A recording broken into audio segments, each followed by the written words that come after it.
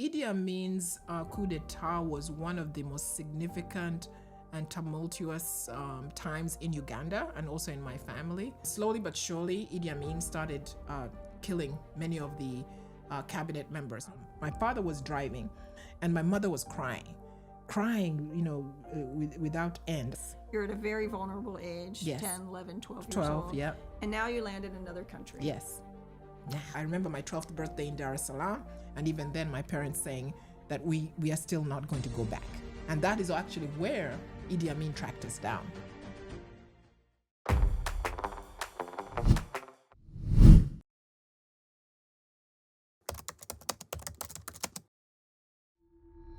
Hi, welcome to the Laura Neuman Show. My guest today is Dr. Angela Wakhweya. It is truly an honor to have you here today. Thank you for joining me. Thank you so much, Laura. Your story is amazing, and we're talking about resilience and betting on yourself, but I also think it's about why some people make it and some people do not. And I have to say, your story is incredible, and I just want to jump right in and go to the beginning, Yes. back to the beginning. Yeah.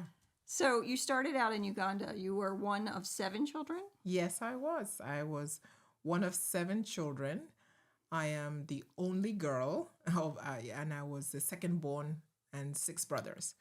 I bet that was fun. Oh, yes. I grew up as a tomboy, literally, because I had to compete with them because they felt like a girl could not do what they're doing. And so I just followed them wherever they are. If they climbed on trees, if they drove tractors, if they drove SUVs, I was going to drive as well.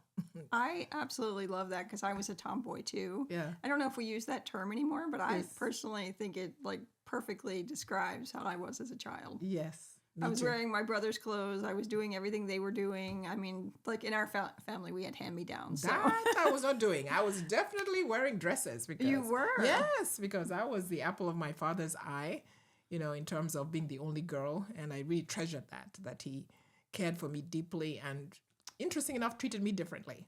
In my the gosh, sense that that's sweet. Yeah, I was his girl. Well, I had a special dress every year for Easter my grandmother would make. Yes. Yeah, that was the big deal, and I really looked forward to that. Yeah, me too. Holidays especially. Do you think it built some confidence in you being able to keep up with them? It did. It did.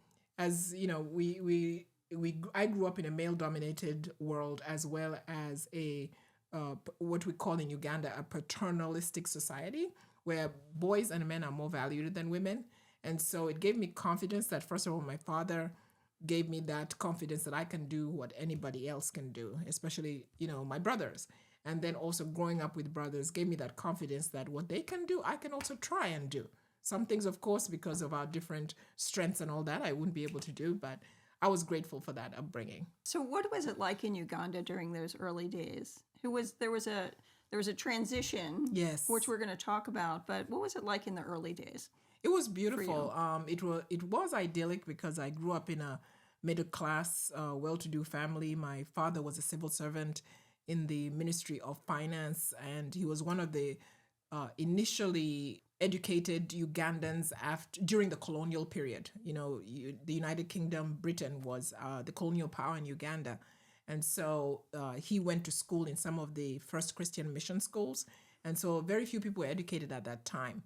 So he came out of the school system in Uganda, went to India to study his Bachelor of Economics with honors and finished his degree in India and was one of the first educated Ugandans who now came back to be in the civil service in Uganda. So he gave us a very stable childhood, and my mother was also a trained nurse. So that gave us an incredibly stable childhood. So it sounds all very normal, and it also sounds like they valued education, like they understood the importance of education very early. Yes. That's They put me wonderful. in some of the best schools, actually one of the best girls' boarding schools in Uganda. It was called Mount St. Mary's Namagunga. So that's where I Sounds did my high school. Christian. Yes, it was. Very, the Catholic strict upbringing. Got But it. that was beautiful. I didn't realize that was a thing in Uganda. I mean, it certainly was here in Baltimore City. Yes. I mean, I went to Catholic school too. Okay. And honestly, I'm grateful for that experience. I started in the public school system and also went to Catholic schools. Yes, and you remember the whole, what is that writing style called? Cursive. Cursive. I learned cursive in Yes. Catholic boarding school. Well, we had to be able to write thank you notes, Yes, right? yes. So I'm grateful. My handwriting was good until later on when I became a Right, doctor. that's right. Yeah. Well, something pretty significant happened in 1971. The government was overthrown. Yes. And that meant a lot of turmoil for your family, too. Absolutely. Because of your father's role in the government. Yes. I will say, from my perspective, in the United States, it was big news when it happened. Idi Amin came into power through a coup d'etat.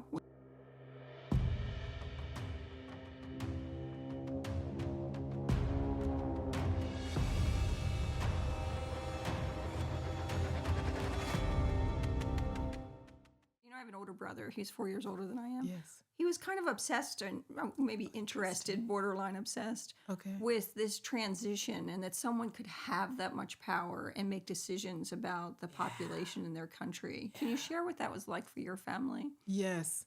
I mean, Idi Amin's coup d'etat was one of the most significant and tumultuous times in Uganda and also in my family. I did not realize the enormity of it until years later. Watching some of the historic reels and historic movies and some fictional and otherwise. And in 1971, I believe, is when the coup d'etat happened. And my first recollection was bombs falling around Kampala. We were in our home in Nakasero and I could hear the bombs and, my parents saying, we just have to be quiet and see what happens.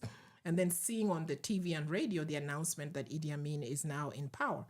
And so as a young girl, maybe I was around 10, 11 at the time, I didn't consider it something that will affect me directly. But lo and behold, within no time, my father, who was in the Ministry of Finance as the permanent secretary, was now made the Minister of Finance, which is equivalent to Secretary of the Treasury in the United States. That's a big deal. It's a big he was deal. In a very visible role. And sensitive.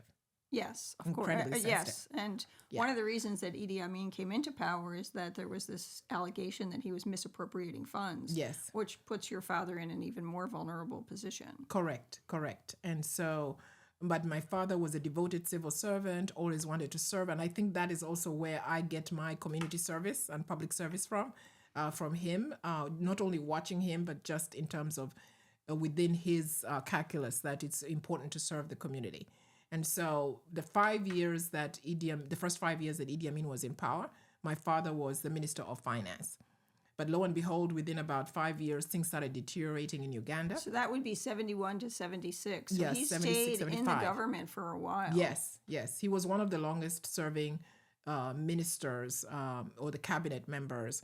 And slowly but surely, Idi Amin started killing many of the cabinet members, not only the ones who were in the previous regime, which is Oboche's, but also the one his. So he started killing them one by one. Oh my goodness. Yes, and then my father was one of the longest serving and last surviving members of the cabinet. Very vulnerable. Very vulnerable. And then it came a point where my father told, as Minister of Finance, that we don't have any more money.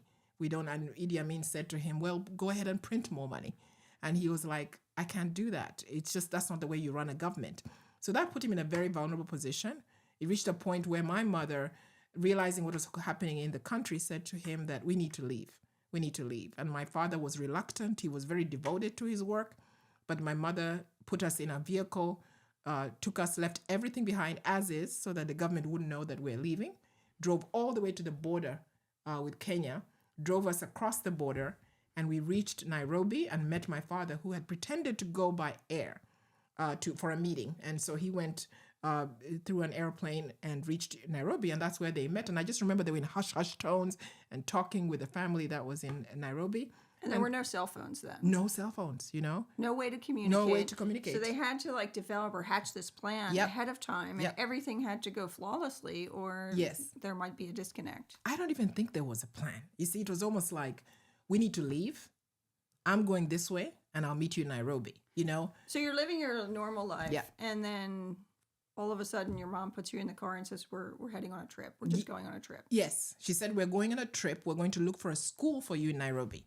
Because so you didn't know why you were leaving? No, we didn't know why we were leaving. She just told us we need to go to Nairobi. And I said, but it's January. We're about to start school in February in first term. That's how the British system works in Uganda. And I was like, that's odd. Why would you want to take us to Nairobi for a holiday and to look for a school for me? And we take our whole family. 7 children. 7 children. With your mom driving. With my mom driving, And, actually, no, we had a driver who drove us to the border with Kenya, stayed overnight at our family home, our country home in near the border with Kenya, went with the driver across the border to Nairobi. And once we reached Nairobi, my father said to the driver, once they had decided we continued the journey into exile, that the driver goes back. So the driver went back, not knowing why we were staying and that we were still going on holiday. So we continued the journey. So you had a public story. A public story to the people who were intimately aware. But the family we met in Nairobi is the one who helped us, saying to my father, the auntie and uncle whom we met in Nairobi said to my father, Christine, my mother, is not going back to Uganda. You can decide if you want to go, because my father was reluctant. And so... Well, he knew the risk. He knew the risk. He was leaving everything behind and they would come after him. Right. That's what he feared They would the try most. to track him down. Exactly. Which they did, by the way. They did. So I want to talk about that and the fear, the constant fear you must have been living under of arrest and persecution. Yes. But what do you think was like sort of the lesson in those early years as you were growing up? It sounds like the importance of family and trust. Yes. Family, what I really learned early on is the importance of keeping the family together. And I saw that in my mother, and even up to today, she's very, very strong on keeping family together. How old is she today? She's 85 years old. That's amazing. Yes. And she still lives in Uganda. And still lives in Uganda. Yes. She lived with us for a little while as my children were growing up. But she even 2 days ago when I spoke to her, it's all about, have you checked on your brothers, So it's been that first lesson I learned during that tumultuous period was family is important. Safety for your family is important. The material things will come and go, but try and keep the family together. Because you had to walk away from them. We walked away from everything. That's incredible. Yeah. Well, I just want to remind our listeners that this is the Laura Neuman Show, and with me today is Dr. Angela Wakhweya, a global public health leader who, in many ways, I find it very interesting that you chose this as your career path because you grew up in a very different environment where there was a lot of natural healing and the country was embracing a new education system. Yes. And you completely embraced it and ended up going into public health just to make a difference in the world, not just in your home community, but in the world. Yes. Which is incredible. Thank you. So I want to go back to those early days in Africa. So you were like 10 or 11 when, how old were you when you about left 10 or Uganda? 11 when we left Uganda. I actually celebrated my 12th birthday in Tanzania when my parents now decided that we are not going back. I remember that time very significantly between Arusha and Dar es Salaam. My father was driving and my mother was crying, without end. And I was like, Dad, Mom, what's going on? What's going on? That's when my dad's saying, well, we're not going back. I'm like, what do you mean we're not going back? So And we're you've not going left back. everything. You've Yes. taken nothing with you. Nothing with us. No except personal effects. only one suitcase with all the 7 children's clothes in one suitcase and one I car. can't even comprehend that. I mean, to be honest with you, I can't even imagine. Leaving all albums, photographs, every memento you've had since you were a child, in the house, just so that the Idi Amin would not know that we've left. Right. Yes. Right. And so... What a constant state of fear Yes. that you must have been living Yes. in. I think my parents had more fear. I had this kind of incredulous, this can't be happening. I'm going back to school. I have my friends, and you can imagine a 12-year-old, saying that she's not going to see her friends again, so that was what was so painful. And then I remember my 12th birthday in Dar es Salaam. And even then my parents saying that we are still not going to go back. And that is actually where Idi Amin tracked us down. Oh, he did track you down. Yes, he did. How did you know that he tracked you down? It was very interesting. It was in Dar es Salaam. I mean, I feel scared just hearing that, to be honest with you. Yeah. I mean, your parents were so brave. Absolutely. Absolutely. My dad would be having meetings with the government and we would be in the hotel, locked up, saying that don't go outside the hotel, gotta be inside. We go to the lobby and there's a strange man there trying to talk to my brother. And then suddenly we are scurried away, taken to the room. And next minute they arrest those 2 men who were trying to talk to my brother. And it so happened that they were Idi Amin folks who had been sent to go and try and Oh my goodness. kidnap my mother and bring her back so that would force my father to come back. Did you have any understanding of this at the time? No, other than that fear when they came and scooped us up. My brother and I were playing in the lobby and took us to the room and we were supposed to now not move out of the room. That's when I started feeling the fear. I also kind of feel this like web of support around you and Yeah. people trying to like protect you and Yes. help you. Yes. I mean, that's extraordinary. Yes. Yeah. Literally, it's incredible. You know, when you think of whether it is the Underground Railroad with Harriet Tubman. That's you know, exactly what I thought Yeah, about. yeah. That's exactly what I thought. Exactly. It was just like that. There's kind of this web of support that somebody hands you over to another person, somebody hands it over to another person. That's how it was, all the way from Tanzania to Zambia to the United Kingdom. My father was held by friends whom he had networked with and who helped him reach exile, because that was now political exile that we ended up in London, that's where he announced his resignation. That's amazing. Well, before we get to London, I have to tell you, when I was in 5th grade in Baltimore City Public Schools, Yes. I had this assignment to draw the continent of Africa and all of the countries. And so I had to like color code each of the countries. So as you're sharing the story of sort of moving from one country to another on your escape route, I'm like reliving that experience of, you know, it's so important to understand geography. Yes. And we often, young people, a lot of times it's not discussed as much. Exactly. But I feel grateful to understand that a little bit as I try to connect to your story, which feels so remote. Yes. Like it's hard for us to imagine in this country that we would live like that. Exactly. It's almost like Uganda is like near Kentucky, and we're driving all the way from Kentucky to Washington, D.C. and down to North Carolina, South Carolina. That's extraordinary. Yeah. I mean, that's extraordinary. Yeah. That is not just a trip. Like that's an adventure. Yeah. Incredible. Well, I would love to talk. Honestly, there's just so much about your story that I want to talk about. I would love to stay in Africa, but I think it's really pretty remarkable that your parents were brave enough to say, we're going to literally leave Africa and go to an entirely different country, the United Kingdom. Yeah. What did you call it? England or the United, or was it the United Kingdom? At that time, we called it United Kingdom. It was the United Kingdom. Okay. Now, I mean, it was scary enough already because, you know, you've left your home and you've traveled a great distance trying to find safety. People are trying to protect you. How did you get from, what was your last stop? Was it Tanzania? Yeah, Tanzania was the last physical stop, and then we were put on a plane by the Tanzanian government, who got us travel documents because we left without our passports. Why did they help you? Why do you think they were willing to do that? Because that time in Africa, there were countries that are aligned to each other. And so Uganda had become ostracized. And so anybody who left became a friend. So then Tanzania said, you are now a friend because you've left Uganda. That means you've left the bad behind. I don't think most people understood that, honestly. Yeah. So Zambia, Tanzania kind of aligned with people who were leaving. Yeah. Didn't Idi Amin want to like broaden his geographical reach? He did. He tried to annex other land. There we go. So that was also part of what hurt other countries, is that he was trying to annex other countries. And actually what brought his downfall... While he was brutally just, killing people. Wiping out entire populations. Yeah. So even what brought his downfall was when he tried to annex a part of Tanzania. That eventually is what brought his downfall. So countries that he was trying to annex and the brutality that he was killing the population just ostracized him. And so anybody who stood up against that became somebody whom they could help. Even the United Kingdom government. I don't know the details. I wish I did. But I know the United Kingdom government did help my father as well, because he announced his resignation.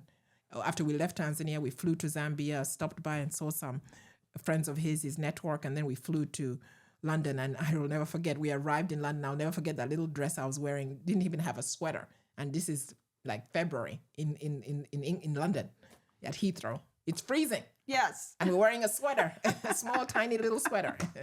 Yeah. Well, I want to talk about England and how that was a significant transition for you. But what do you think was sort of the lesson during that period of time when you were escaping?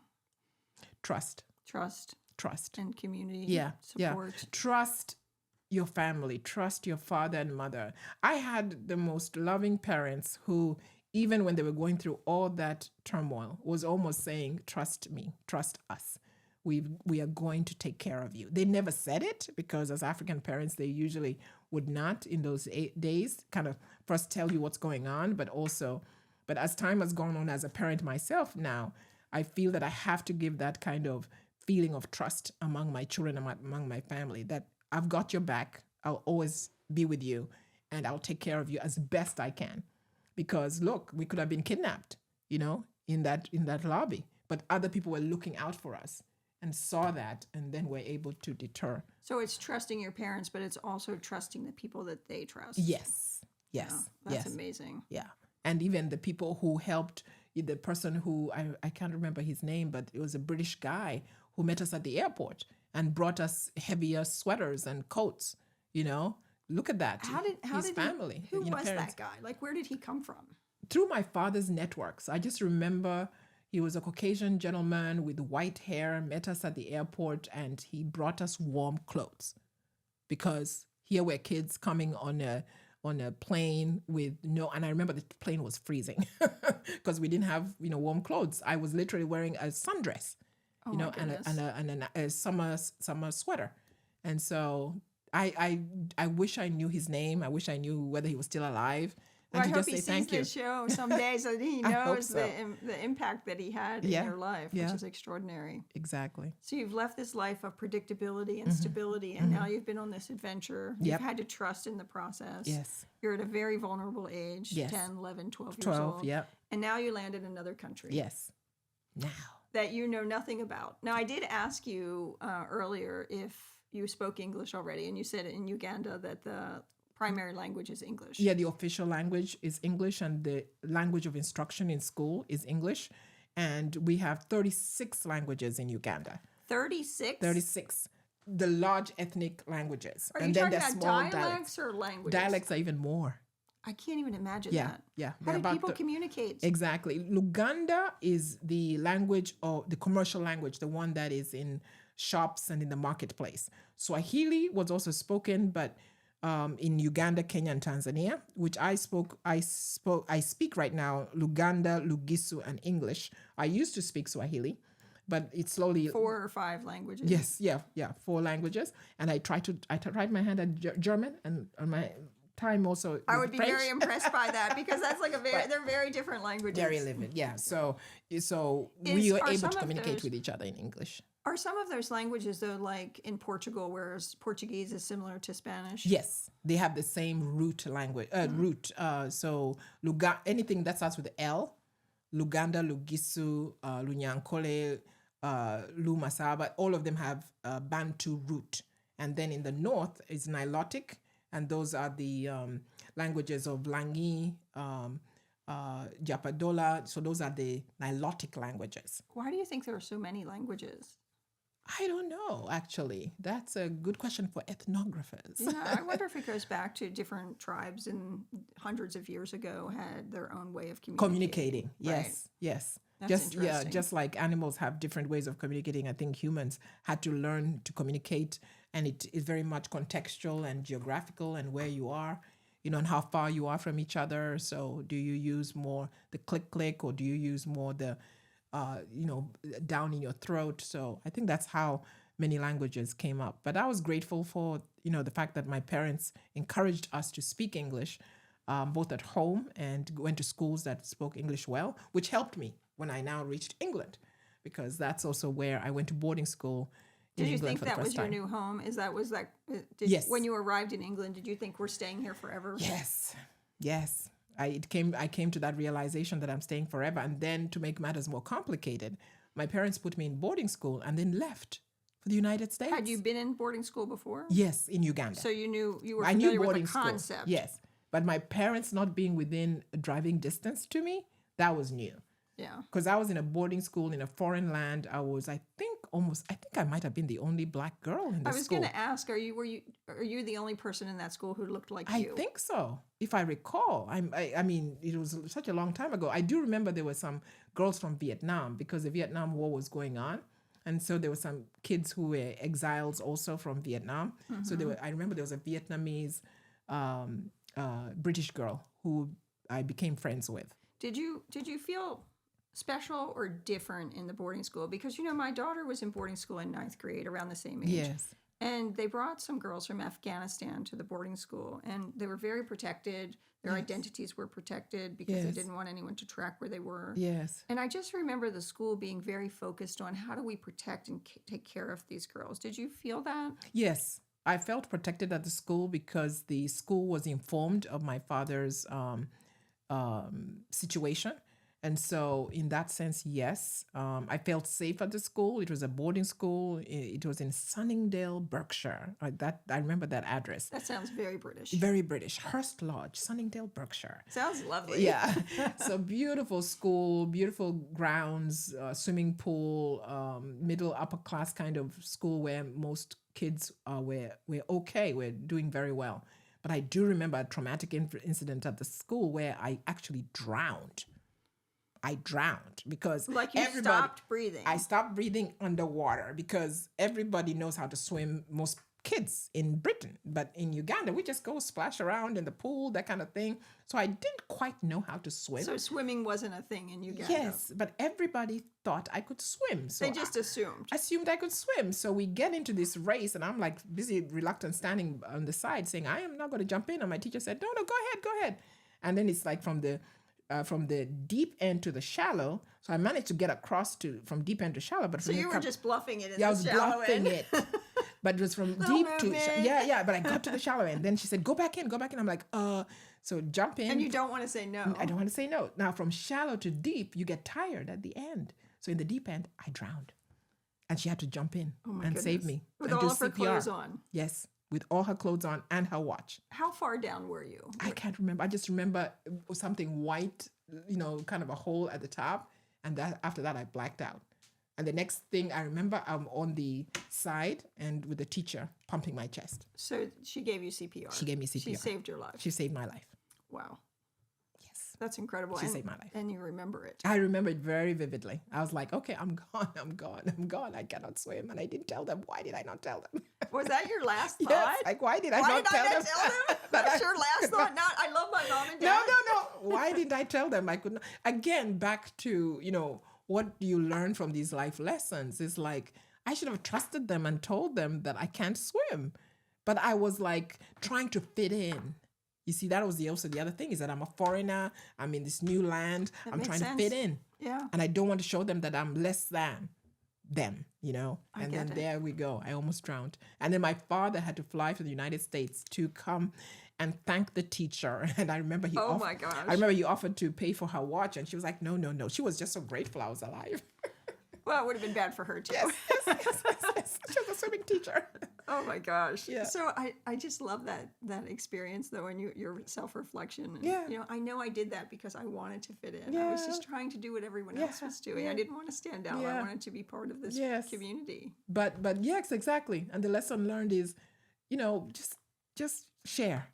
And self-advocate. Self-advocate and be self-aware of what you can and cannot do. Mm-hmm. Don't try and over-pretend, Angela, I think we're much better at self-advocating or telling children the importance of that today than we were. Then. Yeah. Yeah. I love that. Yeah. That's an incredible story. Yes. Well, that wasn't the end of your journey, though. You were continuing to, travel the globe. Yes. Not intentionally. Yes. Really out of self-preservation and a desire to continue to live. Yes. And under the guidance of pretty brave parents. Yes. I mean, extraordinary what your parents went through. Right. Tell us how you got to the United States. Well, my father, through his networks, had gotten a job at the World Bank as a senior economist. Not a bad starting job in the United States. Not a bad starting job. My father was, again, one of the first educated Ugandans who became one of the senior civil servants, and he had a bachelor's in economics from the University of Delhi. And so at that time, the World Bank looked at his credentials and said, we'll hire you as a senior economist. So my parents were living in no other place as in Fairfax County, McLean, Virginia. And so... And did they choose that location based on the position at the World Bank? Yes, because the World Bank is in Washington, D.C., and this was, a driving distance from Washington, D.C. We didn't know anything about, what is Fairfax County versus other counties. It's a pretty good place to land. It's a pretty good place to land. So I found out later on. Great schools.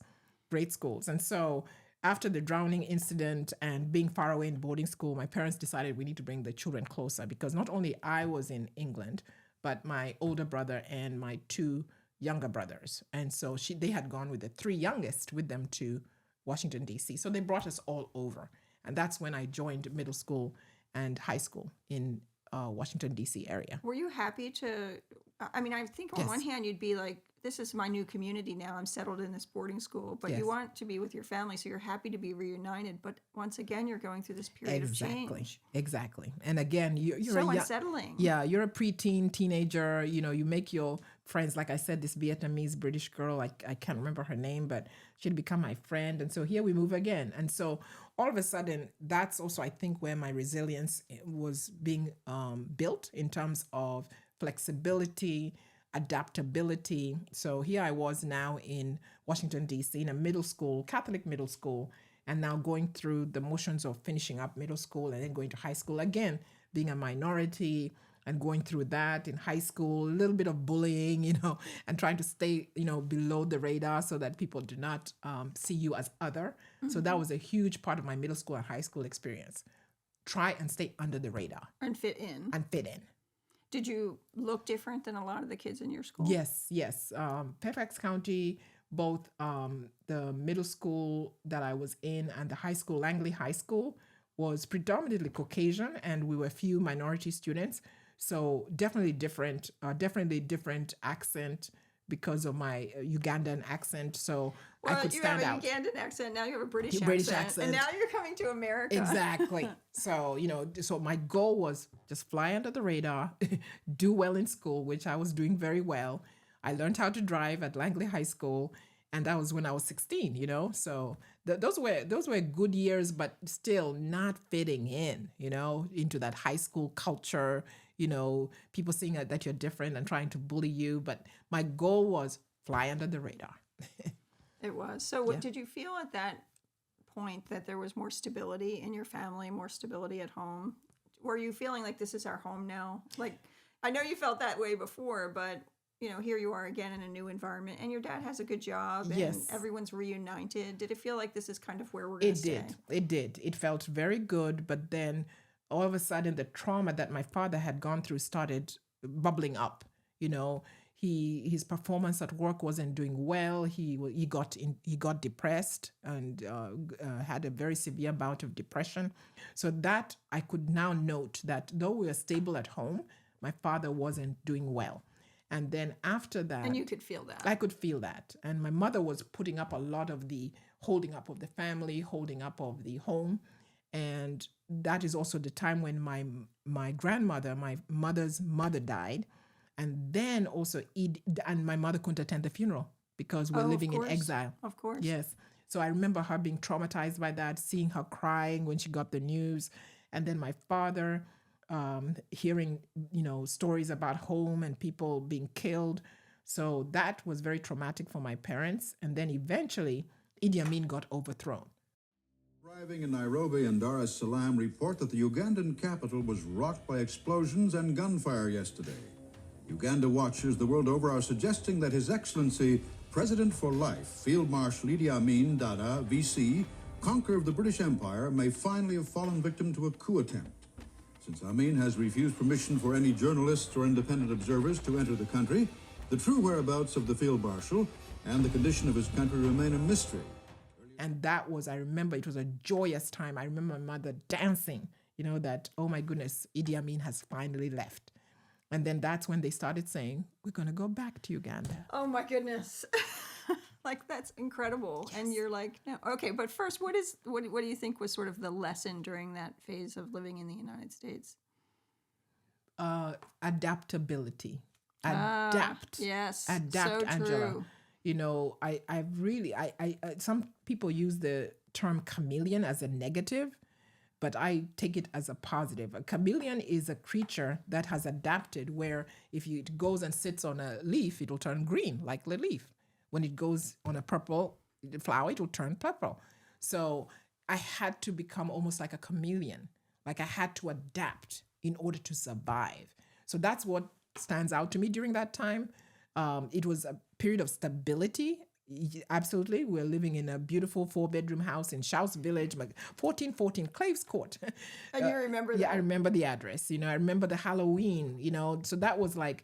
Had you had Halloween before?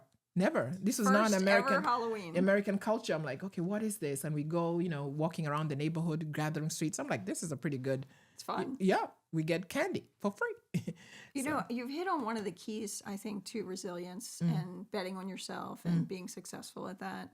And it's one that we never talk about, which is the importance of adaptability. Yes. I do think that having the mindset of understanding I have to try to figure out how to make this work Yes. is key to success. Yes. Got to figure that out. And we never talk about how important that is. Yeah. We always say that, we shouldn't have to change. This is who I am. You shouldn't have to. The truth is sometimes you do. You have to adapt to your circumstances. Exactly. And I think that's not taught enough among our youth and our children. It doesn't mean changing who you are. Exactly. It means being who you are in that environment. And being able to survive, because you need to survive, because if you don't adapt, you're going to be hitting against resistance, and that hitting against resistance will bring about a lot of trauma. I don't think I would have made it, honestly, if I hadn't learned how to adapt. Yeah. I've shared the story of growing up in East Baltimore. Yes. In a very challenging neighborhood. Baltimore was a red line city, and I was in a red line community. My mother ran a bar in that red line community. And then a couple years later, I'm working in a call center for one of the largest investment firms in the country. Yes. And it was only a couple miles away, but it was a world away. Yes. And I remember having to adapt to my circumstances. Like I needed to know how to dress for the office, Yes. dress for business, interact with people in a different way. And the ability to adapt to that is the reason that I was able to survive. Exactly. And that's why I think it's so important to talk about that. You've given such a great example of how that really is a key to being successful. Yes. And you can imagine, my parents are raising 7 children. So we're 9 people in the household. Can't even, we had 9 people in our household with 5 children. Yeah. The funding doesn't go far, but then how do you dress as a teenager to fit in? How do you make sure that you are able to fly under the radar? Right. So kind of figuring out different clothes and different styles. And still, participate in the school dances and want to be part of the community. Exactly. It's wonderful. Exactly. Well, let's talk about going home. Yes. Because when your parents said to you, like, we're going back, Idi Amin has been overthrown. Mm-hmm. We're going to go back home. Uganda is our home. Yes. And we want to go back to our home. Yes. And by the way, was your house still there? Was your home still there, or was it gone? Our home in the country home was still there, and the one in the city was still there. But we did not know what condition they were going to be in. Did you still own them? Did you think you could go back to them? Yes. So they hadn't been taken over by the government? The one in the city had, but somehow when Idi Amin was overthrown, the soldiers who were living in it left. I see. Yes. The house so they basically took occupancy, but they didn't claim the title to the house. No, they thought they would be there forever. Like nothing will change, So they didn't even go through the paperwork, thankfully. That's wonderful. Well, I mean, thank goodness for small things, right? Yes. I mean, that it sounds like a small thing, but it was really a big thing because you had a place to go. Yes. Even though it was destroyed. Yes. It was still a place to land. Yes. Now, it wasn't destroyed in terms of the one in the city, but it was ransacked. Yeah, everything had been taken. They went through everything. Yeah, and the one in our country home, same thing. It wasn't destroyed, but it was ransacked. Even there was a soldier who thought that my father had hid, because he was the Minister of Finance, Secretary of Treasury, thought that he had hidden money in the roof. Of course. So went into the roof, but the ceiling board is made out of cardboard, and he fell through it.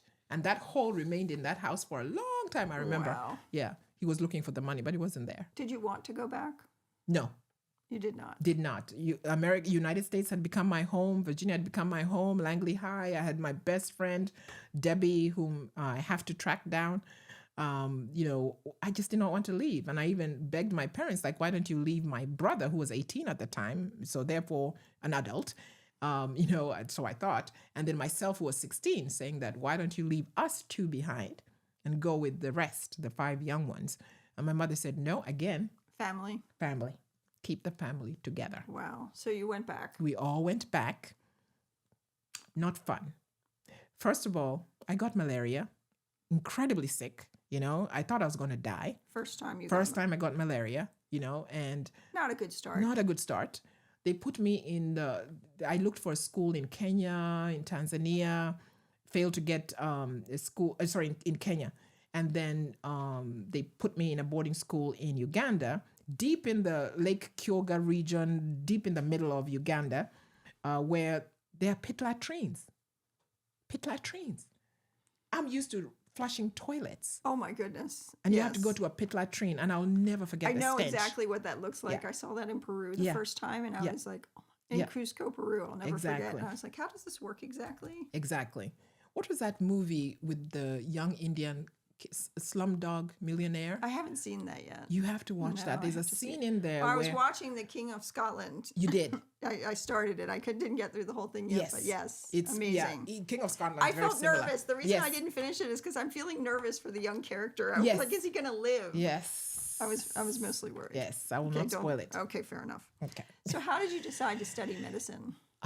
So I come back to originally in the United States. I watched the movie, the series Star Trek, and there was a Black woman in that series called Uhura, and I wanted to be an astronaut. Believe it or not, I wanted to be did the not know first. that. I wanted to be the first Black woman in outer space. I actually watched the Blue Origin just a couple of days ago. I love it. because it was, but then I go back to Uganda and I said, you can't be an astronaut in Uganda. You can't, Angela. You gotta think of something else. So, But you weren't thinking that maybe you'd come back to the United States at some point. oh, I did. You did. I You wanted did. to. Oh, yes. The minute I stepped in Uganda, from malaria, from this god awful school that I was in, I said I need to go back to the United States. I was so focused. Another thing that I learned over a life lesson is focus. So here I am in Uganda. I cannot be an astronaut. I was in my holidays looking through encyclopedias that my parents had in their home. And lo and behold, I said, what science career should I do? And as I was looking through the encyclopedia, doctor came up. I said, I can be a doctor because there's a lot of need here. I had malaria. Honestly, I can't even imagine that. Yeah. I said, I can't be an astronaut. I can be a doctor. What kind of doctor can I be? What is, guess what? The most highly paid doctor that they can be. I said, because I want to help people. Neurosurgeon. I wanted to be a neurosurgeon. That takes a tremendous amount of focus. Takes a lot of focus. Angela? And belief in yourself. Exactly. So when I went to medical school in Uganda, I reached 4th year medical school thinking I'm still going to be a neurosurgeon. And then I took a public health course, and that's when I fell in love with public health. That's incredible. That's when I fell. And that became the foundation for you to be able to return to the United States. Exactly. Because you shared that you really wanted to come back the right way. You Yes. wanted to come back with a visa. Yes. And you wanted to do it the correct way correct so way. that you could become a United States citizen. Correct. And so with my medical degree, I had gone also to London. I went back to London to do my I master's. mean, I'm just surprised that you gave it that much thought. Oh, I think a yes. lot of people who want to come to the United States are like, I'm going to get there one way or another. Yes. And you had a plan. Yeah, I had a plan. And it's important to have in life a plan. Life gives you lemons, you make lemonade. And so I said, okay, I have to go back to the United States. I feel that is my home. So I've got my medical degree from Uganda. I've got my master's from London. And therefore, how can I go back to the United States legally? So I came back to the United States on a visitor's visa. And as I was in the United States, I said, I really do want this to be my home. And I can make a public health career here because I think I can help people more here than there, because this was a time in Uganda when HIV was rearing its ugly head. People were dying of HIV. My relatives, my That's friends. so scary. Very scary times. And so literally every month I had a relative dying of HIV. Oh, my goodness. Yes. And so when I was in my 5th year of medical school, when we were graduating, we had classmates who were getting their degrees posthumously. In other words, Oh, my goodness. yes, they did the exams, Wow. passed them, and then died. And then That's when we tragic. go to graduate, their names are read posthumously as having gotten the medical degree. Wow. That was extremely traumatic. I had classmates whom I was with in 1st year medical school. By 2nd year medical school, they're dead. By 3rd year, they're dead. 4th year, they're dead. 5th year, they're dead. You're graduating at the graduation ceremony. 1 minute they pass the exams with you, and they're dead. Well, I think what's amazing is that you went back and started a nonprofit organization around Yes. health, particularly maternal health Yes. and children. But first, I don't want to miss the opportunity to talk about the beautiful family you created in the United States. Thank so you. you came here, you landed in Massachusetts. In Massachusetts, Met in your Boston, husband. Massachusetts, met my wonderful husband who's Raised from Ghana. 3 successful, beautiful children. 3 children, yes. So I'm so grateful for that. And again, back to reaching a point where you're adapting to society. You meet somebody who's just as resilient as you and has adapted to American society. He's from Ghana. He's also an intellectual. I remember the first time we met, we just talked nonstop.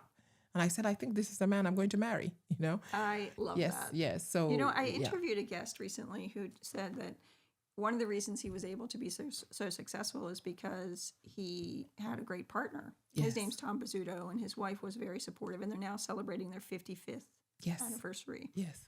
Did you feel that way from your husband? Did you feel like you had that kind of support from him? Because I find it interesting that I hear that from a lot of very successful men, and you're a very successful woman. Did you feel like that partnership was key to achieving your goals? I believe so. And again, looking back to my parents, I saw in my parents a resilience through their marriage. No marriage is perfect, and no marriage is one that you have to stay in if it's not a good marriage. So I saw my parents, by the time my father died at an early age of 65, they had been married close to 40, 45 years, Oh, you my know? goodness. So I saw that resilience in their marriage. And I said, I think I can do I saw a lot of also problems in their marriage, you know? And I said, if I can survive it to that level, I will try my best. And so in my partner, in my husband, I saw that potential. And that's all you can do. We cannot predict the future. That's also one thing I've learned. You cannot predict the future. Well, I was going to ask you, what does stability mean for you today? After all of that change and that journey, what does stability mean today? Stability means getting up in the morning, being able to breathe, take a deep breath, be able to pray so that you are in a state of quiet thought, and being able to look outside and see the sunrise, and be able to get up and smell the roses, see the butterflies. That is what stability. It's one step at a time. You cannot predict the future. You know, I cannot predict whether I will be here tomorrow or not. I cannot predict whether my husband will be there or not. I cannot predict whether we're going to be married 50 years or 60 years. I cannot predict that. I cannot control that, you know? And so that's something which I've had to fight with. And I'm sure, Laura, you can relate to this as a woman who is also strong and beautiful and able to, you know, manage life and all the success that you have, is that we want to control things. You know, all human beings have that nature that they want to control. I won't deny it. You won't deny it, right? I won't deny it. Yeah, so stability means... Well, that's because I want certainty. Like, I want to know it's going to be okay. Right? Exactly. But we can't.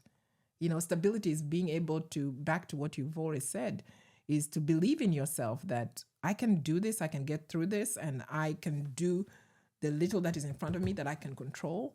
And it's a constant fight, by the way. I don't have it perfect in terms of, some days I wake up, I want to control everything. Dr. Angela Wakhweya, it is a pleasure to have you here today. And I have only one more request of you. Yes. I have been keeping this guest book for decades now, and I ask every one of my guests, it dates back, honestly, to 2000, 25 years. Wow. And I ask every one of my guests to sign the guest book. Wow. And if you would do me the honor of, you can just sign your That's name or write a amazing. note, but let me find today's page, and I would be really thrilled and honored if you would Absolutely. join. Absolutely. Yes. All right. And as I This sign... marks all of the major events in my life. Wow. We have multiple pens. You can pick your color. Some people prefer pink. Some people prefer blue. And you can sign it anywhere. There are no rules. And as I sign, I absolutely applaud you in being able to do this show, and ask that you continue to put out, you know, that message of resilience, not only in your life, but also mine and other women and other men, such that we can continue to serve this world, you know. Supporting opportunities for Ugandans to learn is Soul Uganda, and they can find us at www.souluganda.org.